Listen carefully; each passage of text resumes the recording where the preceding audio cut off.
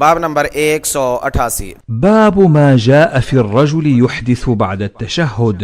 تشہد بیٹھنے کے بعد بے وضو ہو جانے کا بیان. حدیث نمبر 408. حدثنا أحمد بن محمد بن موسى الملقب مردويه قال حدثنا ابن المبارك أخبرنا عبد الرحمن بن زياد بن أنعم أن عبد الرحمن بن رافع وبكر بن سوادة أخبراه عن عبد الله بن عمرو قال قال رسول الله صلى الله عليه وسلم إذا أحدث يعني الرجل وقد جلس في آخر صلاته قبل أن يسلم فقد جازت صلاته. حضرت عبداللہ بن عمر رضی اللہ عنہما فرماتے ہیں رسول اللہ صلی اللہ علیہ وسلم نے فرمایا آدمی جب نماز کے آخری تشہد میں بیٹھا ہو اور سلام پھیرنے سے پہلے بے وضو ہو جائے تو اس کی نماز درست ہے. قال أبو عيسى هذا حديث ليس إسناده بذاك القوي وقد اضطربوا في إسناده. امام ترمذی فرماتے ہیں اس کی سند قوی نہیں ہے. وقد ذهب بعض أهل العلم إلى هذا قالوا إذا جلس مقدار التشهد وأحدث قبل أن يسلم فقد تمت صلاته.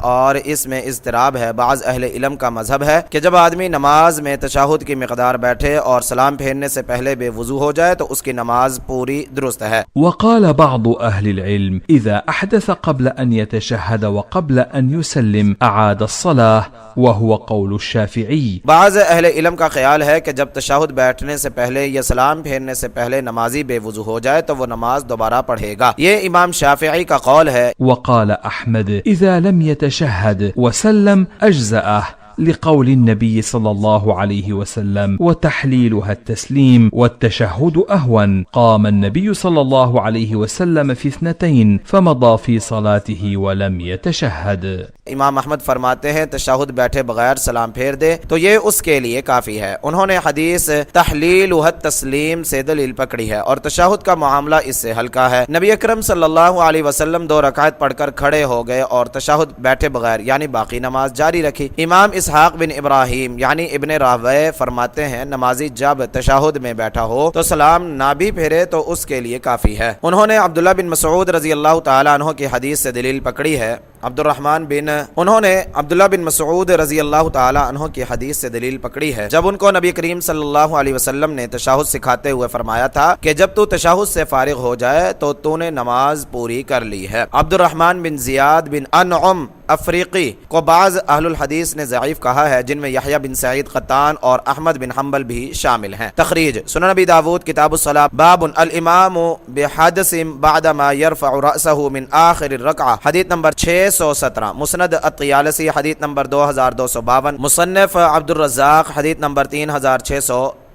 حدیث وتحلیلها التسلیم ترمذی حدیث نمبر 3. حدیث قام النبی صلی اللہ علیہ وسلم فی 2 ترمذی حدیث نمبر 391. حدیث عبداللہ بن مسعود حین علمہ النبی صلی اللہ علیہ وسلم. سنن ابو داود کتاب الصلاۃ باب التشہد حدیث نمبر 970. مسند احمد جلد نمبر 1 صفحہ نمبر 422. ضعیف عبد الرحمن بن زیاد بن انعم راوی ضعیف ہے. فائدہ پہلا قول امام ابو حنیفہ اور ان کے اصحاب قاضی ابو یوسف اور محمد بن حسن کا ہے. امام ابو حنیفہ کے نزدیک نمازی اگر تشہد میں عمدن حادث یعنی بے وضو ہوتا ہے تو اس کی نماز درست ہے اور اگر بے ساختہ بے وضو ہو جائے تو ایسی حالت میں نماز دوبارہ پڑھے. ان تمام اقوال میں سب سے زیادہ درست قول امام شافعی کا ہے اس لیے کہ تشہد اور سلام نماز کے رکن ہے جیسا کہ تشہد کا فرض ہونا ثابت ہے اور سلام کے بارے میں فرمایا تحریمہ التکبیر و تحلیلہ التسلیم. نماز کی تحریم تکبیر ہے اور تحلیل سلام ہے. رہا امام اسحاق کا حضرت عبداللہ بن مسعود رضی اللہ تعالیٰ عنہ کے حدیث کہ جب تو تشہد سے فارغ ہو گیا تو تیری نماز پوری ہو گئی سے استدلال تو یہ درست نہیں کیونکہ یہ الفاظ رسول اللہ صلی اللہ علیہ وسلم کے نہیں ہیں بلکہ حضرت عبداللہ بن مسعود رضی اللہ عنہ کے ہیں جو راوی سے